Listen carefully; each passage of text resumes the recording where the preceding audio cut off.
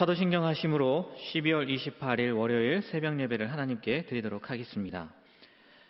전능하사 천지를 만드신 하나님 아버지를 내가 믿사오며 그 외아들 우리 주 예수 그리스도를 믿사오니 이는 성령으로 잉태하사 동정녀 마리아에게 나시고 본디오 빌라도에게 고난을 받으사 십자가에 못 박혀 죽으시고 장사한 지 사흘 만에 죽은 자 가운데서 다시 살아나시며 하늘에 오르사 전능하신 하나님 우편에 앉아 계시다가 저리로서 산자와 죽은 자를 심판하러 오시리라.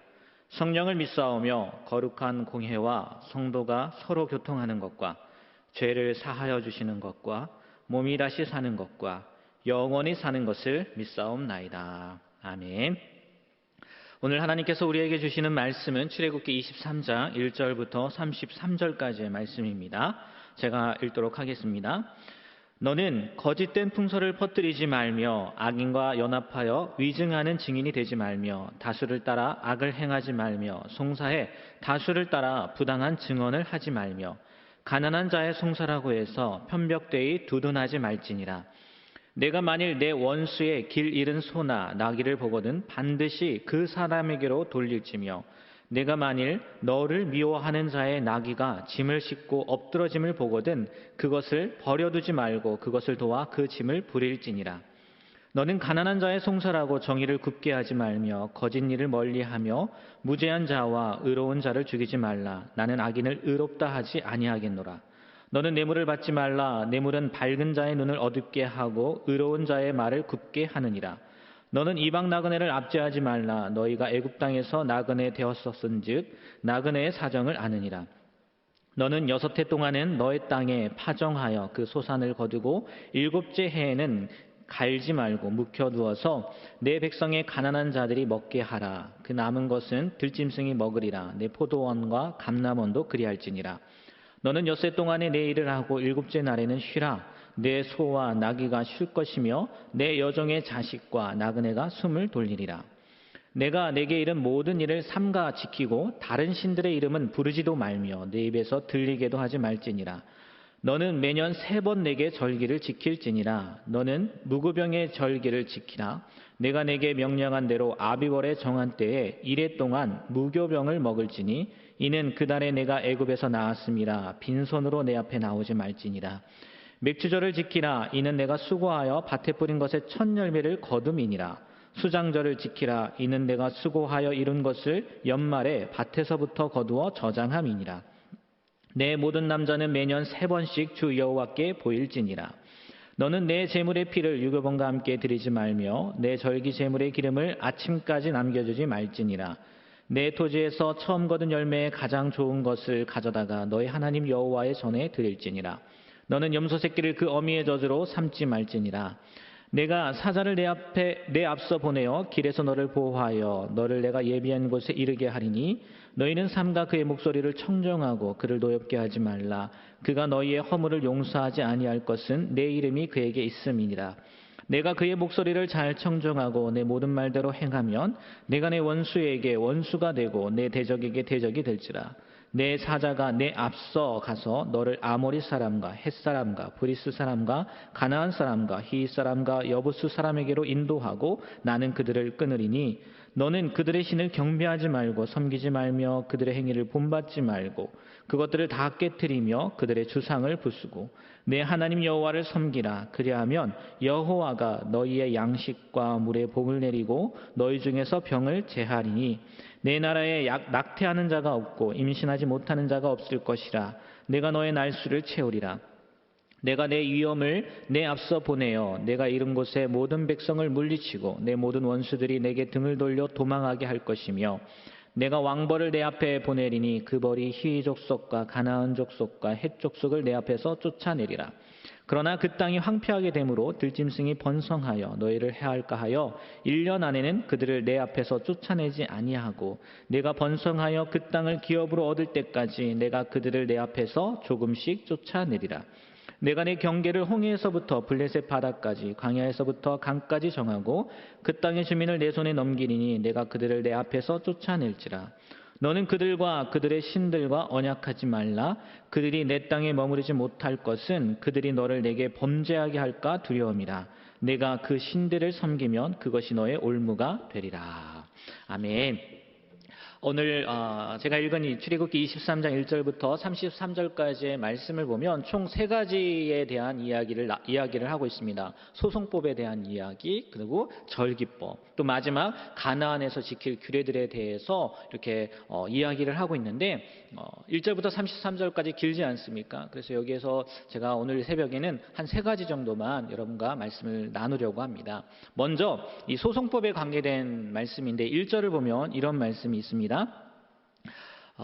너는 거짓된 풍설을 퍼뜨리지 말며 악인과 연합하여 위증하는 증인이 되지 말며 라는 말씀이 있습니다. 여기 퍼뜨리지 말며라는 단어가 있지 않습니까? 그런데 원어상으로는 이 퍼뜨리지 말라가 아니라 수납하지 말라라는 뜻이 강하다고 합니다. 받아들이지 말라는 거예요. 그것을 모으지 말라는 거예요.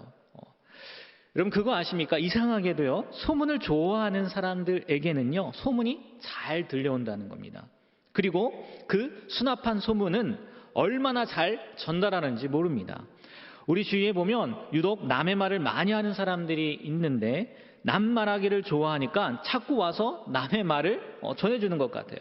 거기다 나름대로 해석을 덧붙여서 남에게 전달하기까지 한다는 겁니다. 1절 말씀은요, 이런 식으로 우리가 살면 안 된다는 거예요. 이거는 하나님의 명령이고 법입니다.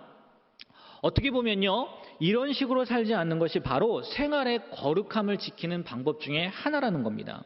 어제 22장 31절 말씀에 너희는 내게 거룩한 사람이 될지니 라는 말씀이 있지 않습니까? 물론 먹는 것에 대한 이야기이기도 하지만 이런 부분들을 통해서도요, 우리가 생활을 통해서 어떻게 거룩해야 되나라는 것들 의미하는 거라는 거죠. 그래서 잠언 11장 13절에 보면요, 이런 말씀도 있어요. 두루 다니며 환담하는 자는 남의 비밀을 누설하나 마음이 신실한 자는 그런 것을 숨기느니라 라고 하면서 그들은 이웃에게 뭐하는 사람들이라고 해요? 이간을 붙이는 자들이라고 이야기한다는 거죠. 그러면 하나님께서 왜 이런 법규를 주선언하는 거예요? 간단합니다. 수납하는 자들이라고 했지만 그들뿐만이 아니라 우리가 이것들을 좋아한다는 거죠. 그러면 왜 우리가 소문을 받아들이고 또 소문을 내는 것을 좋아할까요? 남의 말을 하는 것을 좋아할까요? 근본적으로 가면요, 우리가 죄인이기 때문에 그래요. 그래서 이 계명은요, 어떻게 보면 이스라엘 백성들에게만 주어진 게 아니라 모든 인류에게 적용되는 하나님의 법이라는 겁니다. 어제 22장 18절부터의 말씀을 보면 어제가 아니죠. 지난주 금요일이죠. 22장 18절부터의 말씀을 보면 특이한 것을 볼 수 있는데 뭔지 아십니까? 바로 너는이라는 표현입니다. 너는. NIV 버전에는요, 이 표현이 되어 있지 않은데 킹 제임스 버전에는 THOU, now라고 하죠. 그 표현을 씁니다. 그러니까 누가 지켜야 된다는 거예요? 바로 내가 지켜야 된다는 거예요. 너희들, 남들 생각하지 말고 내가 지켜야 된다는 거죠. 그런 의미에서 4절에서 5절을 보면요, 원수에게 일어나는 일들에 대한 반응이 나옵니다. 신약의 의미로 해석하면 원수도 사랑하는 거겠죠. 제가 다시 한번 보면 이렇거든요. 내가 만일 원수의 길 잃은 소나 나귀를 보거든 반드시 그 사람에게로 돌릴지며 내가 만일 너를 미워하는 자의 나귀가 짐을 싣고 엎드려짐을 보거든 그것을 버려두지 말고 그것을 도와 그 짐을 부릴지니라. 도와달라는 거예요. 원수도 사랑하는 거겠죠. 그러니까 원수의 잃어버린 재물이라도 발견하면 찾아주라고 하는 거 아니겠습니까? 성경에 나오지는 않지만 어떻게 보면 이게 화해의 기회가 될 수가 있기 때문이지 않을까 그런 생각도 하게 됩니다. 그리고 또 더 중요한 것은 하나님의 말씀을 지키는 일이 되니까요. 그러면 당연히요, 하나님의 말씀을 지키는데 마지막 말씀 이어지는 말씀에도 그렇지만 하나님의 칭찬, 하나님의 복은 당연히 따라오는 거 아니겠습니까? 그리고 이 말씀 4절 5절의 그 특이점을 보면요, 4절의 원수는 내 쪽에서 맺은 원수를 말씀하는데요, 5절은 상대방이 나를 미워하는 경우를 말씀하고 있다는 거예요. 생각해 보세요. 어떻게 보면요, 이 5절 상대방이 나를 미워하는 걸 내가 알아요. 그러면요, 이런 경우는요, 도와주기 아마 더 싫을 거예요. 그러나 하나님께서는 나를 미워하는 자가 공경에 빠지면 뭐 하라고 합니까? 벗어나도록 도와주라고 하시는 거예요. 나의 입장, 그러니까 내가 당면하고 있는 상황에 따라 대하지 말고 상대방의 처지, 타인이 처해 있는 사정이나 형편에 따라 대하라는 말씀입니다. 여러분, 나의 입장으로 사는 사람은요, 나의 입장으로 평생을 분노와 미움의 세계에서요 벗어나지 못한다는 거예요. 그러나 타인의 처지를 생각하는 사람은 용서와 사랑의 영적인 기쁨과 안식을 누리며 살게 된다는 거예요. 이런 사람만이 예수님의 새 계명인 서로 사랑하라 라는 말씀에 순종할 수 있다는 거죠. 왜인 줄 아십니까? 나의 입장에 있는 동안은요, 하나님의 말씀보다는 누구요? 나의 감정, 아니면 나의 의가 더 크게 보이기 때문이라는 거예요. 이 상황에서는 용서와 사랑하라는 하나님의 말씀보다는 자신의 감정, 또 자신의 의가 그 사람에게 더 큰 영향을 끼친다는 겁니다. 그래서 이에는 이로, 눈에는 눈으로의 이 동등법으로 상대방을 대할 수밖에 없다는 겁니다. 동등법에는요, 공평, 공의는 있을지 모르겠지만 용서와 사랑은 없다는 것을 우리가 아셨으면 좋겠어요. 좀 더 깊이 생각해 보면 나의 입장으로 사는 동안은 나의 감정과 나의 의의 차원으로 살아가게 됩니다. 이 차원에서는요, 우리가 하나님의 말씀대로 살아야 됩니다 라는 말 많이 이야기하지 않습니까? 하나님의 말씀으로요 살아갈 수 없다는 거예요. 그래서 타인의 처지를, 내가 아니라 상대방의 처지를 돌아보는 차원에 서 있는 사람만이 하나님의 말씀 중심의 원리로 살아갈 수 있다는 겁니다. 나의 감정이 어떠하든, 나의 의가 어떠하든 하나님의 말씀 중심 원리로 나아가는 사람은요, 기쁨과 안식이 주어진다는 것을요 기억하셨으면 좋겠어요. 구원받은 죄인인 우리는 뭐라고요? 구원받은 죄인인 우리는 모든 판단의 눈이 내가 아니에요. 나의 감정이 아니에요. 내 생각이 아니에요. 하나님의 말씀이 앞장서야 된다는 거죠. 그래야 우리가 정말 이 성경에 기록된 대로 원수를 사랑하라는 그것을 행할 수 있다는 거죠. 정말 우리가요, 세 계명을 지킬 수 있는, 서로 사랑하라는 세 계명을 지킬 수 있는 사람은 나의 감정이, 또 나의 의가 아닌 오직 말씀의 중심 원리로 순종하는 자만이 가능하다는 것을요 기억하며 사셨으면 좋겠어요. 성경의 구약과 신약의 말씀은 이런 나의 타락된 감정과 나의 의에 회복을 주시는 말씀입니다. 그래서 이 말씀의 중심 원리로 순종하는 자만이 나의 감정을, 또 나의 의를 온전히 구원시킬 수 있는 사람이 된다는 거 꼭 기억하시면서요, 오늘 말씀을 통해서 내가 아니라 타인의 처지를 생각하며 그것을 가지고 하나님의 말씀 중심 원리로 살아갈 수 있는 우리가 되었으면 좋겠어요. 그리고요, 10절부터 17절까지의 말씀을 보면 절기에 대한 이야기가 나오거든요. 안식년, 안식일, 그리고 절기들에 대한 이야기입니다. 이것을 통해서 하나님께서 무엇을 말씀하시는 거냐? 우리들에게 신앙을 규칙적으로 훈련시키는 거라는 거예요.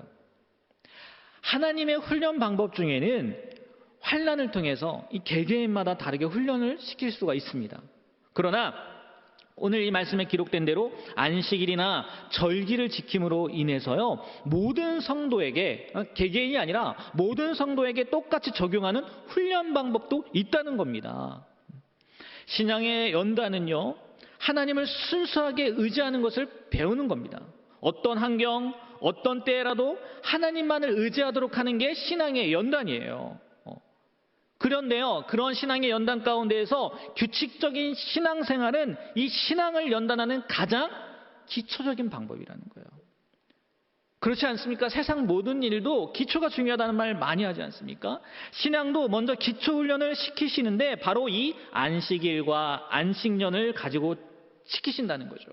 그리고 절기, 무교병의 절기와 맥추절, 칠칠절이라고도 하죠. 오순절이라고도 하고 초실절이라고 하는 이 절기를 통해서, 또 수장절을 통해서요, 지키게 함으로써 특수한 날이라 절기를 정하여 그 섬기는 정신을 강화시키고 우리가 신앙 훈련을 한다는 거죠. 마치 기초 훈련을 한 다음에 특수 훈련, 군대로 따지면 유격 훈련 이런 거라고 할까요? 그런 과정이라는 거죠. 이런 절기들을 통해서요, 하나님은요, 특별히 오늘 이 세 가지 절기 나와 있지 않습니까? 무교병의 절기, 맥추절, 수장절이 있는데, 이 날에는요, 모든 남자, 전 이스라엘 백성을 뜻하는데요, 이 사람들이 다 하나님 앞에 보여야 돼요. 17절 말씀에 나와 있습니다. 이 절기 때는요, 자기가 편리한 곳을 찾아서 아무 데서나 지키는 것이 아니라 반드시 예루살렘으로 올라가야 됩니다. 그래서 이 절기 때는 예루살렘의 인구가 보통 때의 한 10배가 넘는 인구들이 있었다고 합니다. 그러니까 그런 절기들을 지키려면 많은 시간들도 걸렸겠죠. 그럼에도 불구하고요, 1년에 3번은 이 전 국민이 이 절기를 지키기 위해서 올라와야 돼요. 왜일까요? 왜? 그렇게 많이 온다는 것도 알고 있고 시간이 많이 걸린다는 것도 알고 있음에도 불구하고 하나님이 이 3번의 절기는 다 올라오라고 했단 말이에요. 다른 많은 이유가 있겠지만요, 이것은 하나님께서 우리와의 관계를 회복시키기 위함이라는 겁니다. 단지 의식만을, 각자의 자리에서 이렇게 하는 거야 라는 의식만을 가르치는 것이 아니라 신앙 훈련을 통해서 하나님과의 관계를 제대로 하기 위한 방법이라는 거예요. 그러니까 지금 우리의 상황을 본다면요, 우리가 왜 그토록 이렇게 교회 대면 예배에 대면 예배 드리지 못하는 것에 대해서 안타까워합니까? 가정에서도 다 드릴 수 있어요. 하지만 이 성전에 왔을 때 그 만남, 하나님과의 관계 회복, 여러분 솔직하게 한번 생각해 보십시오. 다르잖아요.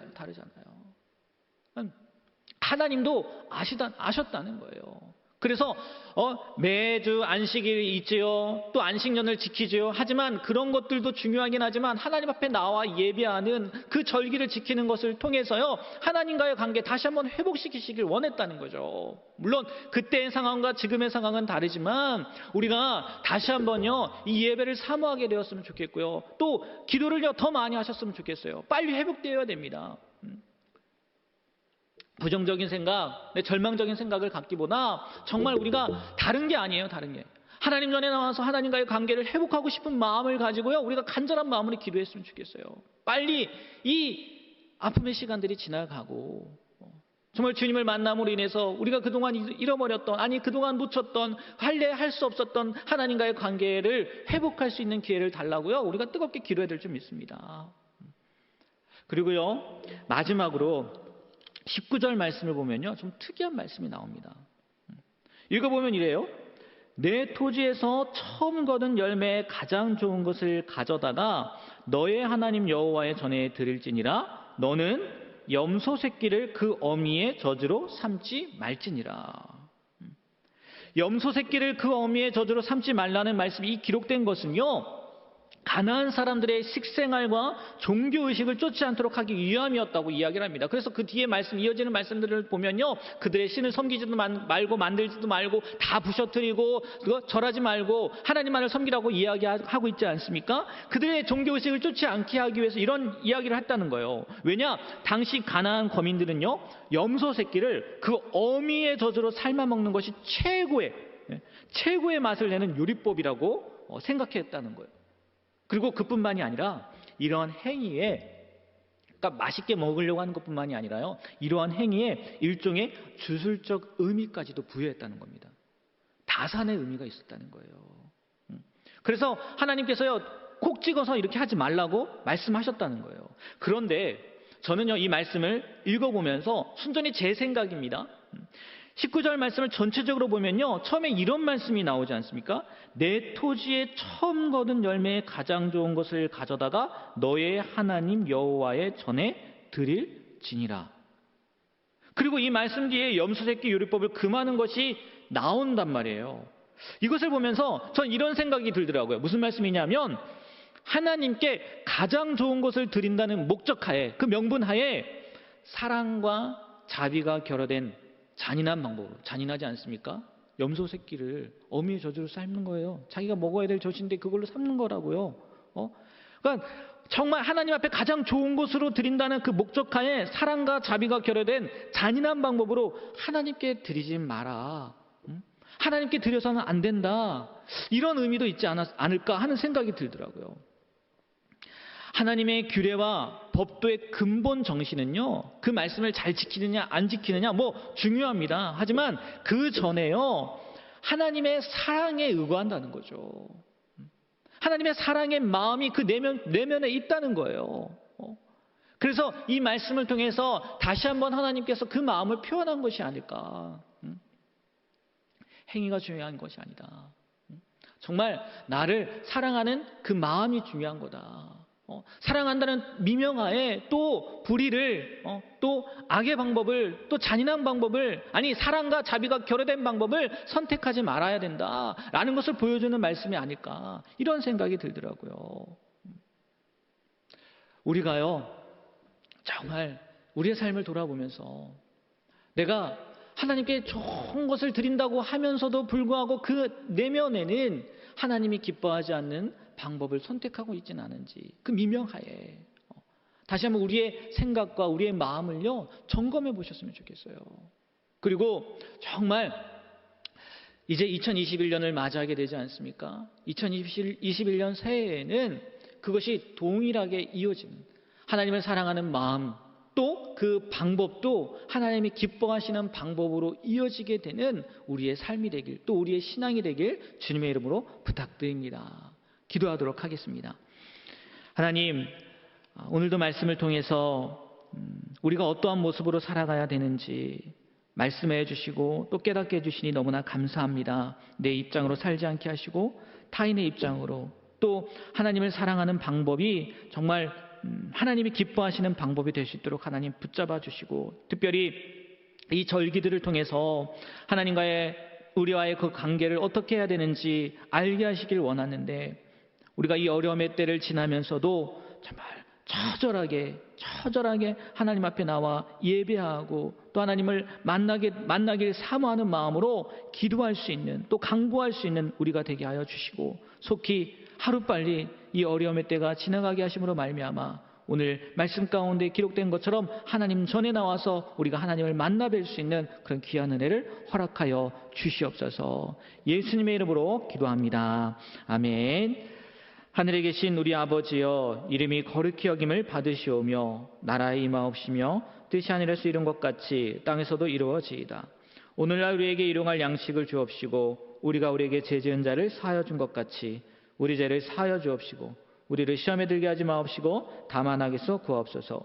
대개 나라와 권세와 영광이 아버지께 영원히 있사옵나이다. 아멘.